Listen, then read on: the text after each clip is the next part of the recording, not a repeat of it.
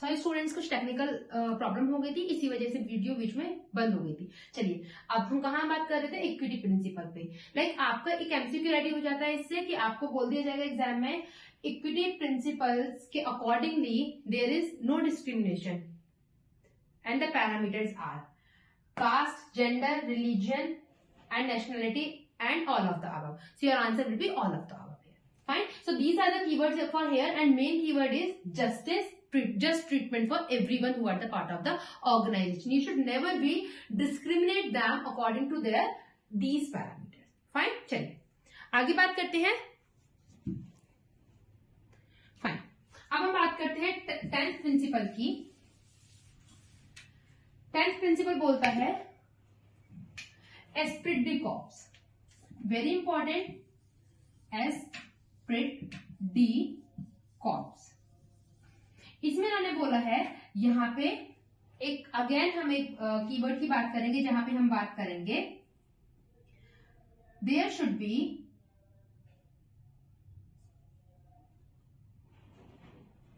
Spirit de corps हम बात करेंगे बेसिकली देयर शुड बी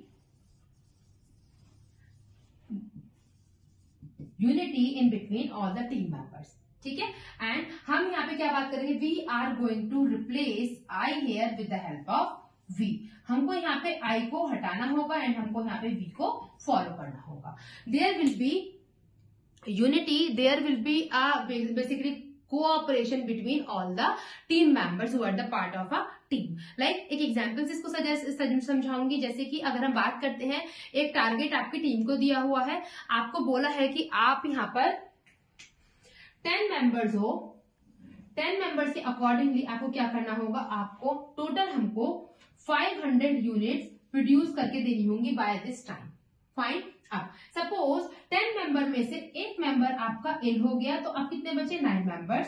तो अभी क्या था कि जब आपको दिया गया 500 यूनिट्स का टारगेट, तो आपने क्या किया, 50 यूनिट्स पर वर्कर आपने अलॉट कर दिया। बट अब आपको पता चलता है यार एक बंदा बीमार पड़ गया, तो हमारी कितनी यूनिट हो पाएंगी, यहाँ पे 450 यूनिट हमारी कंप्लीट हो पाएंगी। तो 50 यूनिट्स हमारी अगर कंप्लीट नहीं हो पाती है, तो व्हाट वी शुड डू, जब एक बंदा बीमार पड़ गया है हमारी टीम में से, वो 50 यूनिट्स हमें 10 बंदों को 5 और अपने इंक्लूड कर लेनी चाहिए, जिसकी वजह से अगर हम 9 बंदे हैं तो अप्रोक्सीमेटली अगर हम 5 यूनिट्स करके देंगे, तो हमारी जो 50 यूनिट्स उसकी बंदे की रह गई हैं, अप्रोक्सीमेटली 5 यूनिट अगर हम अलॉट करेंगे, तो उसका हम टारगेट भी अचीव वहां पे कर पाएंगे। So what is this, basically we should not talk about I कि this is my target, so I'll do accordingly only. No, there should be unity in the team members of the organization, so that if there is a person who is going to break down है, या फिर वो इल हो गया, या उसको कोई परेशानी हो गई, या कोई ट्रेजेडी हो गई उसका, सो उसका टारगेट भी एज अ टीम मेंबर आप लोग मिलकर कंप्लीट कर लो। So we should replace I over here with the help of WEV। Fine. चलिए नेक्स्ट प्रिंसिपल की बात करते हैं, जहां पे हम बात करते हैं नंबर 11 नंबर है हमारा unity of direction. Unity of direction का मतलब यहाँ पे क्या है बेटा, आर डायरेक्शन, हमारी जो वे है, that should be unity, there should be unity. Like if you are the departments like purchase department, sales department, marketing department, HR department, finance department. Suppose your organization is divided into 5 departments. Fine. And these 5 departments have their goals, fine, and they are able to achieve those goals. But they all 5 departments should never be forget about overall organizational goal. जैसे कि अगर आपको लगता है as a production department मुझे यहाँ पे फायदा हो रहा है, बट मार्केटिंग डिपार्टमेंट को नुकसान हो रहा है, सो आपको मार्केटिंग डिपार्टमेंट से कोऑर्डिनेट करना होगा, उनको बताना होगा, उनसे समझना होगा, एंड साथ में बैठ के उसके इफ एंड बट को कंप्लीट करना होगा, so that your organization goal will be achiever. Very good that you are going to achieve as a departmental, आप अपने डिपार्टमेंटल गोल को अचीव कर पा रहे, that is good for your department, but this is not good for your organization. Why? Because if you are getting something, your other department is losing something, so ultimately this is the loss for your organization. So you should be very very clear in your mind that you should follow unity in the direction. आप जो भी path आप follow कर रहे हो उसमें एक unity होनी चाहिए। फाइन, नेक्स्ट प्रिंसिपल की बात करते हैं, जहां पे हम बात करते हैं बेटा 12 number, that is remuneration. Very important, remuneration. Remuneration का नाम से पता चल रहा है मतलब कि पैसा, पैसा मतलब कि salary. What Fayol suggested, Fayol ने बोला there should be fair wages for each and every worker who are the part of the organization. If you are not going to give fair wages to a person, so ultimately that particular person will not be part of your organization for a long term.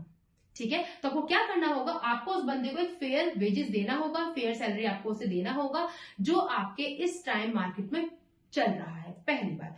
दूसरी बात, आपको अपने organisation की capacity के हिसाब से उसको देना होगा। ऐसा नहीं है कि आपकी ऑर्गेनाइजेशन की कैपेसिटी काम करने की यहाँ पर है और आप उसको यहाँ पे कर रहे हो, ऐसा नहीं होनी चाहिए। तीसरी बात, you should pay your workers according to the competitor level. जो आपको कॉम्पिटिटर उस लेवल के वर्कर को पे कर रहा है, एटलीस्ट आप उसको इतना तो पे कीजिए। फाइन, एंड द लास्ट, आपको मिनिमम वेजेस एक्ट को फॉलो करके देखना चाहिए कि मिनिमम वेजेस मुझे अपने बंदे को या बंदी को क्या देनी चाहिए, तो एटलीस्ट आपको वो क्राइटेरिया फुलफिल करना चाहिए। So there should be remuneration, आपको देना होगा वेजेस और सैलरी कैसा, एक फेयर पे आपको अपने बंदे को देना चाहिए, जिसकी वजह से क्या होगा, उस बंदे का सेटिस्फेक्शन लेवल बढ़ जाएगा, उसका मोटिवेशन होगा, एंड जो आपका एम्प्लॉय टर्नओवर है वो आपका नहीं होगा और आपका बंदा आपके लिए लॉयल हो जाएगा। Fine, and 13th principle is stability. एक बार इनके आप स्क्रीनशॉट ले लीजिए। फाइन, चलिए जल्दी से माइंड अप करते हैं, 2 प्रिंसिपल रह गए। 13th प्रिंसिपल, जहां पे हम बात करते हैं स्टेबिलिटी ऑफ टेन्योर। देखिए, what Fayol suggested, Fayol said there should be stability of tenure of the person who are the part of your organization. आपको frequently लोगों के ट्रांसफर नहीं करने चाहिए, पहला कीवर्ड। दूसरी बात, आपको जल्दी जल्दी लोगों को जॉब से नहीं निकालना चाहिए, उनको एक जगह पर एटलीस्ट थोड़ा सा एक फिक्स्ड टर्म के लिए टाइम दीजिए, so that particular person can prove him और हर कि मैं इस लेवल के लिए ठीक हूं या नहीं हूं। बट आप जल्दी जल्दी अगर फ्रीक्वेंटली इनको ट्रांसफर देंगे, फ्रीक्वेंटली आप उनको ऑर्गेनाइजेशन से निकालेंगे, तो that will be charge cost for your organization and that will be bad for the employees also in the organization. Fine, so you should be very very sure about that भाई एक बंदे को थोड़ा stability का time दीजिए organisation में, उसको prove करने के लिए। फाइन, चलिए, एंड द लास्ट प्रिंसिपल, बहुत लंबी क्लास हो गई है, and the last principle that is scalar chain। आप देखिए स्केलर चैन क्या कहती है, स्केलर चैन कहती है, इन्होंने बोला, चलिए आप इसका स्क्रीनशॉट ले लीजिए। 14 प्रिंसिपल को मैंने मार्क कर दिया है, फिर मैं आपको स्केलर चैन समझा देती हूँ। I hope you have taken the screenshot. Fine, चलिए देखिए,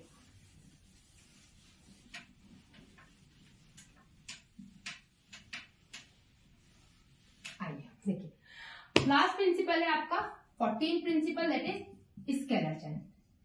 स्केलर चैन में बोला फ्योल ने, there should be chain of command. If you have A, B, C, D, E, F, G, H, I, if you are here and you want to talk to G, so you have to follow a chain of command। कैसे, B C के पास, C D के पास, D E के पास, E F के पास and F G के पास। Finally जब आपका message G के पास पहुंच पाएगा, सो स्ट्रिक्टली आपको ऑर्गेनाइजेशन में इस चेन ऑफ कमांड को फॉलो करना होगा, सो दैट ऑर्गेनाइजेशन में एक कोऑर्डिनेशन बन पाए एंड यहाँ पे जो आपका मैसेज है, जो आपका बेसिकली आपकी इंफॉर्मेशन है, वो डिस्टॉर्ट ना हो, पहली बात। दूसरी बात, फ्योल ने आपको एक शॉर्टकट दिया, जब आपको कोई इमरजेंसी पड़ेगी तो आप क्या कर सकते हो, उस शॉर्टकट का नाम उन्होंने दिया gang plank. What Fayol suggested, very very important term बेटा। What Fayol suggested, Fayol ने बोला at the time of emergency, because this is a very long process if you are going to communicate like this, B, C, D, E, F, then G. So what you can do, you can use Gangplank at the time of emergency, जहां पे if you want to talk to H, so B can directly communicate to H through the concept of Gangplank. मतलब आप जब organisation में काम कर रहे हो, आप Gangplank के थ्रू क्या कर सकते हो, डायरेक्टली कम्युनिकेट भी कर सकते हो. So I hope beta these 14 principles given by Henry Fayol are very very clear to all of you. Still मैंने क्लास को बहुत छोटा रखने की कोशिश की है, बट ये क्लास बहुत लेंथी जाती है.